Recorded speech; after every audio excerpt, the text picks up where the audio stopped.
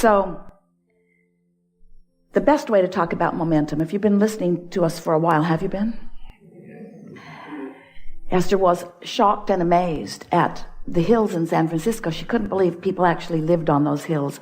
And she was even more surprised when she saw that they were driving on them. So imagine being at the top of one of those hills, and you've decided that you're going to give yourself a real personal experience in momentum. So you take your car out of gear, and you take the parking brake off, and you just nudge it just a little bit just to see what will happen. And then right away, you realize that you know what's going to happen, and you change your mind about it. So you step right out in front of your car, and you let it bump up against you. Doesn't even hurt. And it stops. And then you get back in, and you set the parking brake, and you say, yeah, that wasn't a very good idea. Because if you waited to try to stop the momentum of that vehicle, if you went to the bottom of the hill and tried to stop it, not a good idea. And yet that's what you sometimes do with beliefs that you hold. You try to stop a belief that's been barreling down the hill for a while, path of least resistance, and you say, oh, this belief doesn't serve me, I'm just going to think something different. And we say it is unlikely that you are just going to change your thought that rapidly.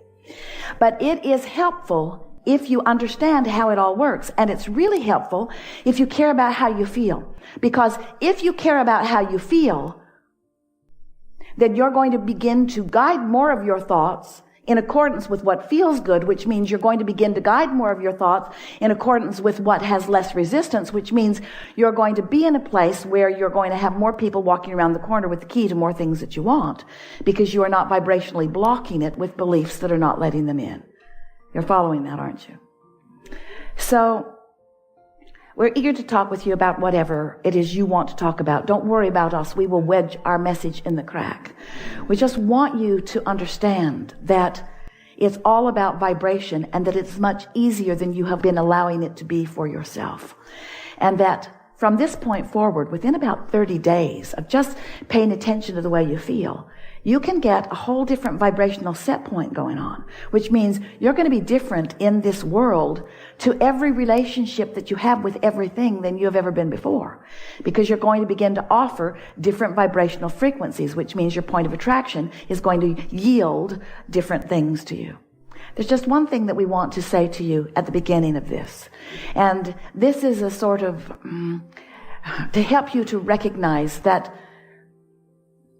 none of these words are really helpful to you at all unless something that you are living matches up with these words.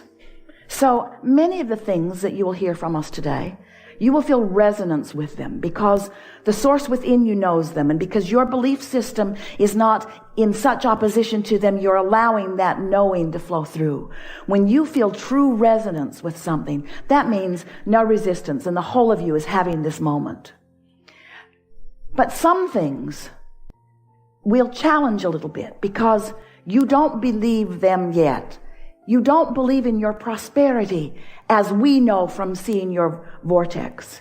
You don't believe in your abundance of all things that you want in the way that we do. And so it's going to take some life experience that's going to help you to understand that. But here's how it works. When you think on purpose and then life experience delivers the results that you thought you would get from thinking on purpose, that is the best living that you can live. That's the best understanding that you can get, you see. Because words don't teach, it's only life experience.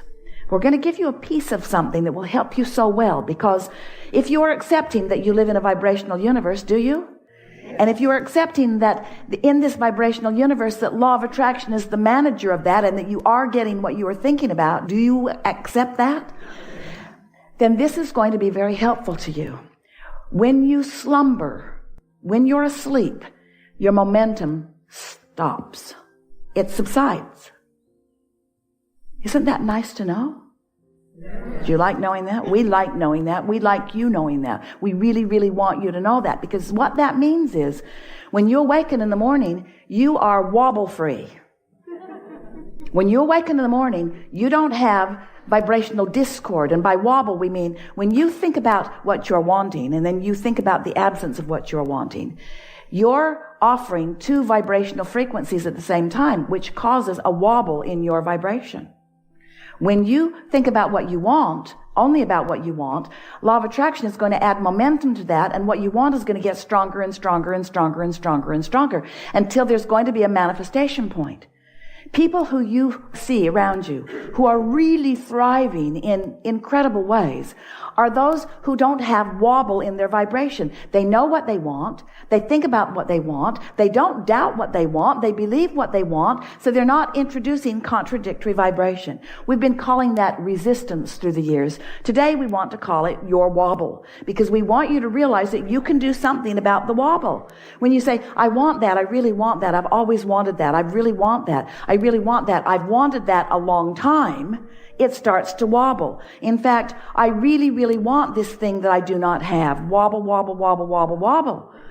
I want it, and you know, I'm not the only one who wants it. A lot of people want it. Can you feel the wobble getting bigger and bigger and bigger? It's just not right. So many of us who want this thing that we don't have, can you feel how big the wobble is getting? And so you can tell by the way you feel. When you have strong negative emotion about something, you've got a big time wobble going on. A wobble that is resistance, that is preventing you from the vibrational realization of what you want. Now what that means is, when we say vibrational realization, haven't you wondered? You have to have wondered. You just surely have to have wondered. If you've been listening to us for a while. Have you been listening to us for a while? We know. And as you've been listening to us for a while, and we've been talking to you about you create your own reality, you have to have wondered, all right, Abraham, I'll play your silly game. I'll do that process and that one and that one. I'll do a better job of lining up my vibration. I even accept the ridiculous thing you draw out here in the air that you call the vortex. I'll even accept that, maybe. But you have to have wondered, how do those ideas, how do those desires, how do those hopes and dreams, how do those vibrational realities, how do they get into your real life experience? How do you turn those thoughts to things? How do they become relationships and experiences? How do I get the money in the bank, Abraham? In the bank. I want to get it out of the vortex and into the bank, okay? How do I do that? And the way you do it is through the natural laws of the universe. The way you do it is by not keeping it out of the bank. That's the thing that we want you to understand. You just got to let the door open. You stop keeping it out of the bank. Now, how's that? Don't do that anymore. That's not what we're saying. We want to talk about what you are wanting to do. So the way that things move or become from an idea, from a vibrational reality into something that you are realizing is that you have to tune your frequency to the realization of it. Now we know you didn't want to hear that, but we needed to tell you that. You are the realizers. That's the best word that Esther can find. That's how manifestations occur. You realize them. You realize them by finding a frequency. And at first when you find it, it feels weird to you. Maybe it feels a little exciting for a moment. In fact, that's a moment of recognizing the full potential of your desire. You feel exhilarated about it for a moment. But if you don't shoot it in the foot, if you don't wrestle it to the ground and kill it with reality, if you don't but it to death, but what about this? What about this? Esther said to us in the beginning, Abraham, it's true. This thing that I know that you don't want me to talk about is a true thing. Don't you think that I should at least acknowledge that it is a true thing? And we said, there are all kinds of things in this world that are true that you want to live. And there are all kinds of things that are true in this world that you don't want to live. We would let whether you want to live them or not be the criteria for whether you give your attention to them. But Abraham, Esther said, it's such a big world and there are so many things out there. Am I supposed to put my head in the sand? We said, yes, and meditate. Am I supposed to put my head in the sand and just pretend that those things aren't happening? And we say, you have choice in all of that. Just know that when you give your attention to things, momentum ensues. And eventually, you can create a belief that is so strong that it will become your reality. You can also create a desire that is so strong that it can become your reality. So, what's happening to you? What really happens What makes the difference? Is your belief so strong, or is your desire so strong? How does that play out? And we say, law of attraction gives you the exact balance that you've got going on. You can go a long way in cleaning up those desires. You can go a long way in improving those beliefs. You can go a long way in sifting and sorting your now reality, looking for positive aspects. You can go a long way in looking at what is and finding the things that feel the best. In other words, you have much more discernment. You have much more capability to offer vibration than you've been practicing. And we've written a lot of books with a lot of processes to help you practice, and we are impressed with the application that you've been offering. But today we want to say to you, it's so much easier if when you wake up in the morning, you just say to yourself, I could be wobble-free. I'm wobble-free for now. I'm wobble-free. I don't have to bring into this day the things that were bothering me yesterday. I don't have to do, oh, there it is. I brought it in already. When we first started talking to Esther about this, she didn't make it till breakfast before she was wobbling all over the place. Because you got lots to think about, and you've got these practiced thoughts. And we don't want you to be hard on yourself about beliefs that aren't serving you. But we do want you to be aware of what beliefs you have that serve you and what beliefs that don't. Esther will find herself moving through a day, and all of a sudden she'll find herself not feeling so good. Sort of this subtle feeling of discomfort. And she will stop now and say, oh, I just uncovered something that I apparently have been thinking about long enough that it surfaced just now. What was I just thinking about that gave me that funny feeling in my stomach? Because when that happens, that's a little piece of resistance that is showing itself to you. And we're not really encouraging that you sit down right then and try to talk yourself out of it, because you will only add momentum to it. But recognizing it, and then at first opportunity, identifying what it is that you do want relative to that. And then the next day, start out thinking about what you do want.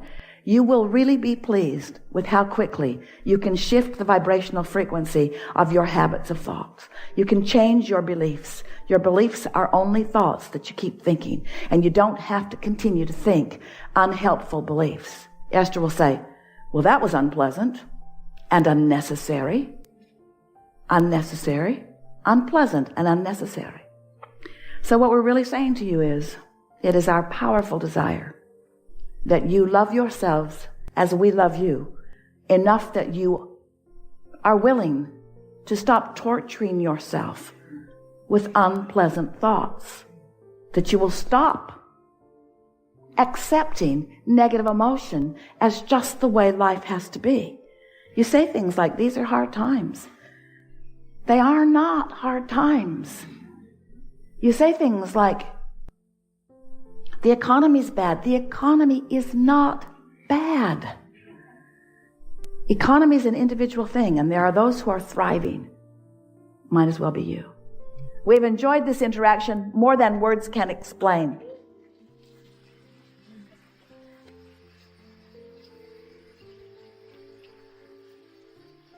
You are in a different vibrational frequency than you have ever been in your life.